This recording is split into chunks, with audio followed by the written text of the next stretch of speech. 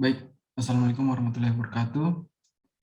Perkenalkan, nama saya Bayu Adi Wibowo dengan NIM S1S1210993. Nah, kali ini saya akan menjelaskan tentang sistem operasi, proses, dan sinkronisasi. Nah, langsung saja.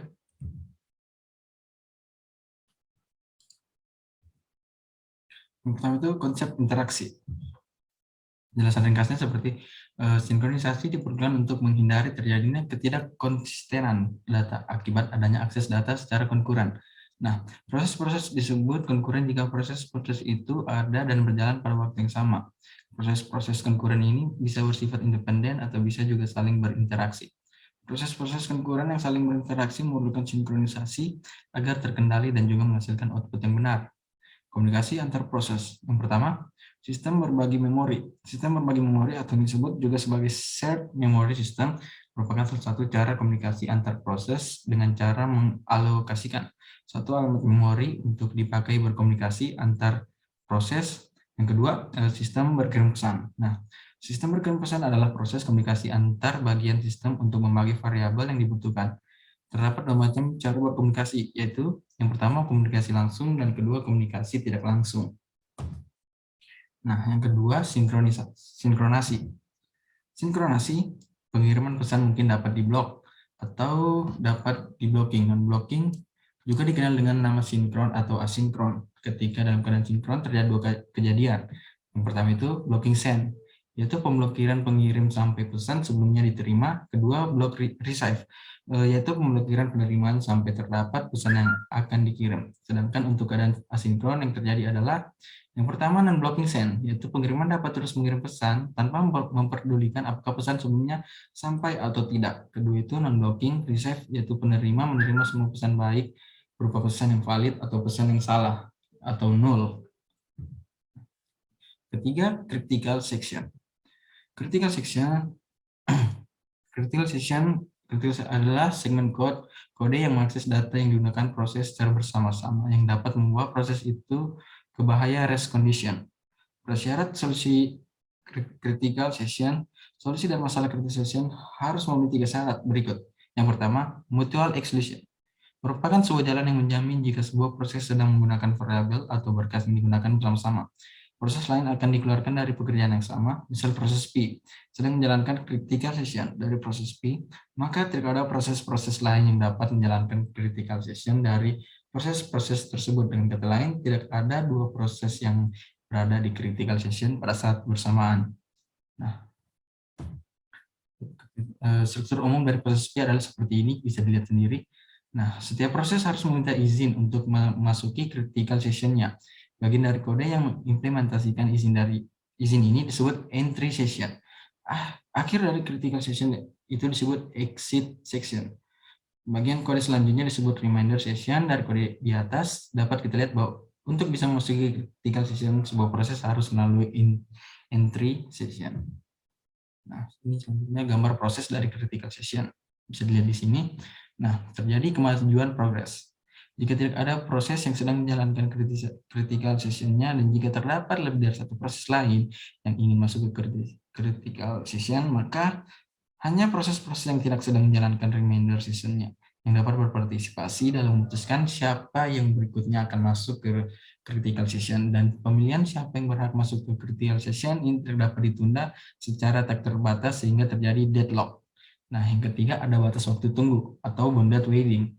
Nah, jika seandainya ada proses yang sedang menjalankan critical session, maka terdapat batasan waktu berapa lama suatu proses lain harus menunggu giliran untuk mengakses critical session. Nah, keempat itu solusi dari critical session. Solusi critical session dibutuhkan solusi yang tepat untuk menghindari munculnya rest condition. Solusi tersebut harus memenuhi ketiga syarat berikut. Yang pertama, mutual exclusion, progress, bounded waiting. Ada dua jenis solusi untuk memecahkan masalah critical session, yaitu yang pertama, solusi perangkat lunak. Solusi ini menggunakan algoritma untuk mengatasi masalah critical session. Yang kedua, solusi perangkat keras.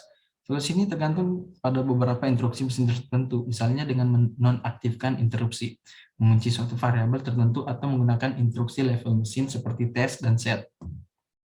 Nah, mengenai solusi perangkat lunak, menggunakan algoritma untuk mencegah masalah critical session untuk dua proses, yaitu algoritma 1, algoritma 2, dan algoritma 5, seperti yang dilihat di sini.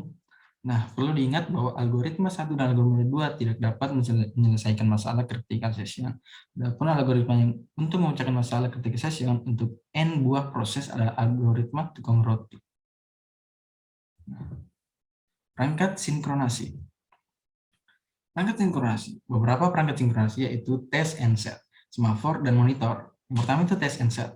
Sebagian besar sistem komputer saat ini menyediakan instruksi-instruksi perangkat keras khusus yang mengizinkan kita untuk menguji dan memodifikasi nilai dari sebuah variabel disebut instruksi test and set. Instruksi ini bersifat atomik, yaitu instruksi yang tidak dapat diinterupsi. Lihat codingannya seperti ini, terus contoh test and set ini critical session. Sebenarnya kita harus menginisiasikan dua variabel, boolean waiting, dan boolean log. Perangkat sinkronasi. Semafor dalam software, semafor adalah sebuah variabel bertipe integer yang selain saat inisialisasi hanya dapat diakses melalui dua operasi standar, yaitu increment dan decrement. Semafor digunakan untuk menyelesaikan masalah sinkronisasi secara umum berdasarkan jenisnya. Semafor hanya bisa dimiliki nilai 1 atau 0, atau lebih dari sama dengan 0. Dua jenis semafor yaitu binary semafor and counting semafor. Nah, keuntungan menggunakan semafor yang pertama, dari segi programming, penanganan masalah sinkronisasi dan dengan semafor umumnya rapi dan teratur sehingga mudah untuk dibuktikan kebenarannya. Yang kedua, semafor diimplementasikan dalam hardcode sehingga penggunanya bersifat portable. Yang ketiga itu monitor. Monitor adalah suatu tipe data abstrak yang dapat mengatur aktivitas serta penggunaan resource oleh beberapa thread. Nah, monitor terdiri atas data-data private dengan fungsi-fungsi publik yang dapat mengakses data-data tersebut. Metode dalam suatu monitor sudah dirancang sedemikian rupa agar hanya ada satu buah metode yang dapat bekerja pada suatu saat. Hal ini bertujuan untuk menjaga agar semua operasi dalam monitor bersifat mutual exclusion. Keuntungan menggunakan monitor yang pertama, compilator. Nah, pada masa programan yang telah mengimplementasikan monitor akan memastikan bahwa resource yang dapat diakses oleh beberapa thread dilindungi oleh monitor sehingga prinsip mutual exclusion tetap terjaga. Kedua, kompilator bisa memeriksa kemungkinan adanya deadlock. Transaksi atomik. Pengertian ringkasnya itu transaksi merupakan sekumpulan instruksi atau operasi yang menjalankan sebuah fungsi logis dan memiliki sifat atomicity, konsistensi, isolation, and durability. Sifat atomicity pada transaksi menyebabkan transaksi tersebut akan dijalankan secara keseluruhan atau tidak sama sekali. Operasi-operasi pada transaksi atomik disimpan dalam log agar dapat dilakukan rollback. Jika terjadi kegagalan sistem dengan memanfaatkan log, pemulihan data dapat dilakukan dengan melakukan undo atau redo. Untuk menghemat waktu pada satu rollback, kita dapat memberikan operasi checkpoint pada transaksi sehingga kita tidak perlu memeriksa keseluruhan transaksi untuk memutuskan melakukan undo or redo. Menurut sistem yang pertama, atomicity. Sebuah transaksi dijalankan secara keseluruhan atau tidak dijalankan sama sekali. Yang kedua, konsistensi. Sebuah transaksi mengubah sistem dari sebuah state yang konsisten menjadi state konsisten yang lain. Yang ketiga, isolation. Transaksi yang belum selesai tidak dapat menunjukkan hasilnya ke transaksi yang lain sebelum transaksi tersebut commit. Yang kedua, durability. Ketika sebuah transaksi commit, maka sistem akan menjalankan hasil dari operasi akan tetap, bahkan ketika terjadi kegagalan pada suatu subsequent. Dan ringkasnya, serialisasi diperlukan ketika beberapa transaksi atomik dijalankan secara bersamaan. Hal ini dimaksudkan agar sifat konsistensi hasil eksekusi transaksi dapat terpenuhi. Ada dua cara untuk menjaga agar penjadwalan bersifat serializable, yaitu protokol pengujian dan protokol berbasis waktu. Pada protokol pengujian, setiap data yang akan diakses harus dikunci oleh transaksi yang akan memakainya agar transaksi lain tidak bisa mengakses data yang sama. Sedangkan pada protokol berbasis waktu, setiap transaksi diberikan suatu timestamp yang unik, sehingga dapat diketahui bahwa transaksi tersebut sudah dijalankan atau belum. Protokol berbasis waktu dapat mengatasi masalah deadlock, sedangkan protokol pengujian tidak. Sinkronasi Linux. Penyebab konkurensi kernel, proses dan sinkronasi. Yang pertama, interrupt. Interrupt dapat terjadi sewaktu-waktu menghentikan sementara proses yang sedang berjalan. Kedua, softwares dan tasklets. Software dan tasklets adalah pengatur interrupt dan interrupt yang tidak dapat dilakukan interrupt handler yang biasa. Tiga, kernel preemption. Karena kernel bersifat preemptif, sebuah proses yang sedang berjalan dapat dihentikan sementara oleh proses yang lain. Keempat, symmetrical multiprocessing. Dua atau lebih prosesor dapat menjalankan kernel kode dalam waktu yang sama. integer atomic. Salah satu metode dalam kernel Linux yang untuk sinkronisasi adalah atomic operation. Integer atomic adalah salah satu jenis dari atomic operation. Atomic operation menyediakan instruksi yang dilakukan secara atomik tanpa spin lock. Locking yang paling umum digunakan dalam Linux adalah spin lock. Spin lock adalah lock yang hanya dapat dilakukan oleh satu thread. Ketika sebuah thread yang akan dijalankan meminta spin lock yang sedang digunakan, maka thread ini akan loops menunggu sampai spin lock tersebut selesai digunakan oleh thread yang sedang berjalan. Semaphore. Semaphore dalam Linux adalah sleeping locks. Ketika sebuah thread meminta semaphore yang sedang digunakan, maka semaphore akan meletakkan thread tersebut dalam wait queue dan menyebabkan thread tersebut masuk status sleep. Kemudian prosesor menjalankan thread yang lain ketika thread yang memegang semaphore melepaskan locknya. Maka satu dari thread yang ada di wait queue akan dipanggil sehingga mendapatkan semaphore. Symmetrical Multiprocessing (SMP). Nah, untuk menjaga agar dua thread tidak mengakses resource yang sama dalam waktu yang sama, maka SMP menerapkan aturan di mana hanya ada satu prosesor yang dapat menjalankan trik dalam kernel mode dengan cara spin lock tunggal untuk menjalankan aturan ini. Deadlocks. Pengertian ringkas, deadlock secara bahasa berarti buntu atau kemunduran. Dalam definisi lengkap, deadlock berarti suatu keadaan di mana sistem seperti terhenti dikarenakan setiap proses memiliki sumber daya yang tidak bisa dibagi dan menunggu untuk mendapatkan sumber daya yang sedang dimiliki oleh proses lain. Starvation adalah keadaan di mana satu atau beberapa proses kelaparan karena terus menunggu kebutuhan sumber dayanya dipenuhi. Namun karena sumber daya tersebut tidak tersedia atau dialokasikan untuk proses lain, akhirnya proses yang membutuhkan tidak bisa memilikinya. Model sistem. Sebuah proses sedang melakukan penggunaan terhadap suatu sumber daya melalui langkah-langkah sebagai berikut. Pertama, request. Proses dapat meminta satu atau lebih sumber daya yang tersedia ataupun yang sedang dimiliki oleh proses lain. Dua, use. Sumber daya digunakan oleh proses sampai proses selesai melakukan eksekusi dan tidak membutuhkan lagi sumber daya tersebut. Tiga, release. Setelah memanfaatkan sumber daya untuk melakukan eksekusi, proses pun akan melepaskan sumber daya yang dimilikinya. Karakteristik. Sebuah proses dalam melakukan penggunaan terhadap suatu sumber daya melalui langkah-langkah sebagai berikut. Pertama, mutual exclusion. Kondisi yang pertama adalah mutual exclusion, yaitu proses memiliki hak milik pribadi terhadap sumber daya yang sudah digunakannya.